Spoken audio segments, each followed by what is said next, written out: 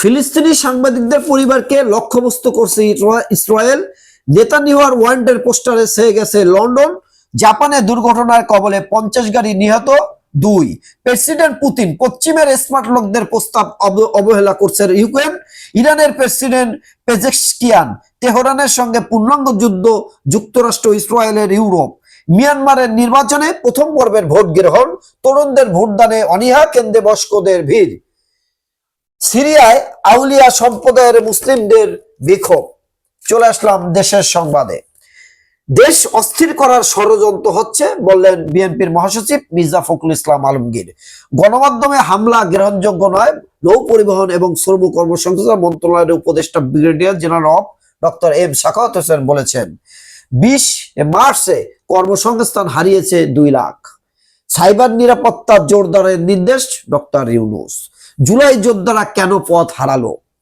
মাত্র 16 মাস আগে যারা ছিলেন বাংলাদেশের আইকন, যাদের এক নজর দেখার জন্য মানুষের অধীর আগ্রহ অপেক্ষা করত, তাদের নিয়ে আজ মানুষের মধ্যে নানা প্রশ্ন।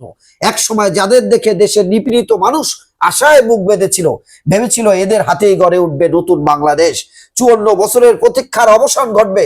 যারা আশা করেছিল এক বৈষম্যহীন বাংলাদেশ গড়ে উঠবে এদের নেতৃত্বে, তারা আজ আশাহত। কারণ জুলাই যোদ্ধারা নিজেরাই এখন বিভক্ত, পথহারা। কেন এমন হলো? নির্বাচনী সমীকরণে ওলটপালট রাজনীতি, দলে দলে ভাঙ্গন। একসময় মিত্র, এখন বিএনপির প্রধান প্রতিপক্ষ। বিএনপির জোটের বিগত সরকার বিরোধী আন্দোলনের দীর্ঘকালের শরিক এলডিপি অবশেষে জামাত ইসলামী নেতৃত্বাধীন নির্বাচনী জোটে যোগ দিয়েছে। এলডিপির প্রেসিডেন্ট কর্নেল অলি আহমেদ আগামী 12 ফেব্রুয়ারি জাতীয় নির্বাচনে লড়বেন বিএনপির বিরুদ্ধে। শুধু অলি আহমেদ নয়, জুলাই আন্দোলনের নেতৃত্ব দেওয়া নাহিদ ইসলামের দল জাতীয় নাগরিক পার্টি এনসিপি নির্বাচন করবে জামাত জোট থেকে। শপথ নিলেন নতুন প্রধান বিচারপতি। সুপ্রিম কোর্টের আপিল বিভাগের বিচারপতি জুবায়ের রহমান চৌধুরী দেশের 26তম প্রধান বিচারপতি হিসাবে শপথ নিয়েছেন। গতকাল সকালে বঙ্গভবনের দরবার হলে আয়োজিত এক অনুষ্ঠানে রাষ্ট্রপতি মোহাম্মদ শাহাবুদ্দিন তাকে শপথ বাক্য পাঠ করান। বিভিন্ন দলে ঢুকে গেছে ফাসিস্টদের দোসর দুষ্কৃতকারী, স্বরাষ্ট্র উপদেষ্টা বললেন।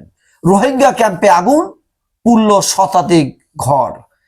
দাখিলের শেষ দিন আজ, সবাই ব্যস্ত মনোনয়ন নিয়ে শীর্ষ নেতারা নিজ আসনে। একজোটে জামাত, এনসিপি, আছে এলডিপিও। আসন বিন্যাস ঘোষণা শীঘ্রই। এটা মজবুত নির্বাচনী জোট বললেন ডক্টর শফিক রহমান। বীরত্বর ঐক্যের স্বার্থে এক হয়েছি বললেন নাহিদ ইসলাম। ভারতের সংখ্যালঘু হত্যার উদ্বেগ বাংলাদেশের। সাম্প্রতিক সময়ে ভারতের সংখ্যালঘু হত্যার ঘটনায় গভীর উদ্বেগ প্রকাশ করেছে বাংলাদেশ। পাশাপাশি ভারতের সংশ্লিষ্ট কর্তৃপক্ষকে এসব ঘটনার নিরপেক্ষ তদন্ত এবং দোষীদের বিচার আওতায় আনা দাবি জানিয়েছে। এছাড়া বাংলাদেশ সংখ্যালঘু নির্যাতনের অভিযোগে ভারতের পররাষ্ট্র মন্ত্রণালয়ের মুখপাত্রের বক্তব্য প্রত্যাখ্যান করেছে ঢাকা। ডিএমপি সংবাদ সম্মেলন, ভারতে পালিয়েছে হাদির খুনি, 2 সহযোগী গ্রেপ্তার। প্রিয় দেশবাসী, প্রতিদিন সংবাদ শুনতে চ্যানেলটি সাবস্ক্রাইব করে রাখতে পারেন। আসসালামু আলাইকুম।